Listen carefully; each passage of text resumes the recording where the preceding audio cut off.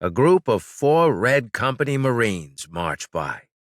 Marched was possibly the wrong word, as under the low gravitational pull of an asteroid, they appeared to be taking a series of leaps.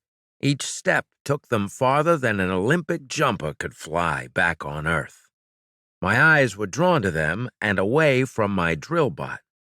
That was a dangerous thing to do, but I couldn't help it. The Marines were patrolling the perimeter around the mining rig looking for danger. They carried stubby laser carbines and wore bulky armored vests.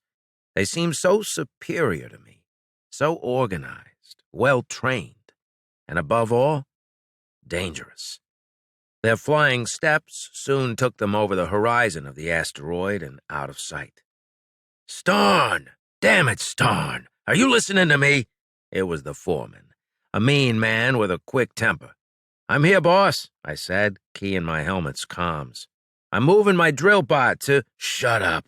Get your bot over to Pit 3 on the sun side. There's a good vein over there. Move your ass." "On my way, boss." Moving my drill bot when it was in the middle of a run was easier said than done. I had to practically lift the thing bodily out of the trench it was making. The laser head burned a smoking gash in the rock between my boots before I could get it to shut down. The AI on these things was stubborn. As I drove the bot toward the new pit the foreman had identified, I had time to ponder my life with all its ups and downs. And it seemed to me that the downs dominated the story. I'd been born with the cool-sounding name of Devin Starn, and that's where my luck had ended. I'd spent my childhood navigating the labyrinthine streets of Earth's sprawling giga-slums, never suspecting that I would one day find myself in the cold expanse of deep space. Yet here I was today, an indentured D-contract rock rat.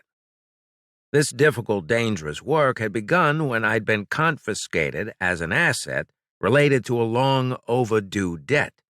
When the state had sold me off as a partial payment, my contract had been snatched up at a bargain price by the shrewd Captain Hansen.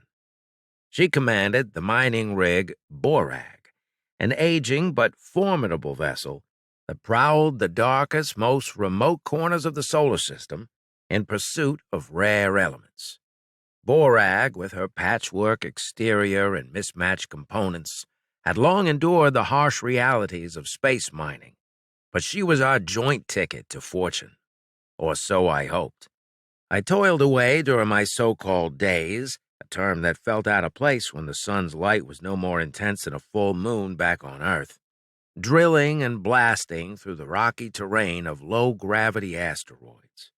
My goal wasn't gold or silver, the metals that had captivated the imaginations of treasure hunters in the past, but rather metals like titanium and beryllium. These elements were far more precious in the unforgiving vacuum of space. The work was grueling and unrelenting. I alternated between sweating and freezing as the temperatures swung wildly. The stale air I breathed was a stench accumulating within my solitary spacesuit, an ever-present companion. Each day I couldn't help but think of the steep price I'd paid for my parents' unknown transgressions. EarthGov had never bothered to enlighten me about the nature of their crimes, but the consequences weighed heavily upon my shoulders. On the positive side, I'd been born on a real planet.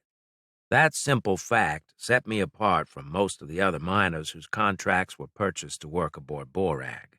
Most of them had elongated bones with muscles like rubber bands. My stocky build was a gift from the gravity I'd grown up with, but it also made me slower and less agile than my colleagues in low-gravity conditions.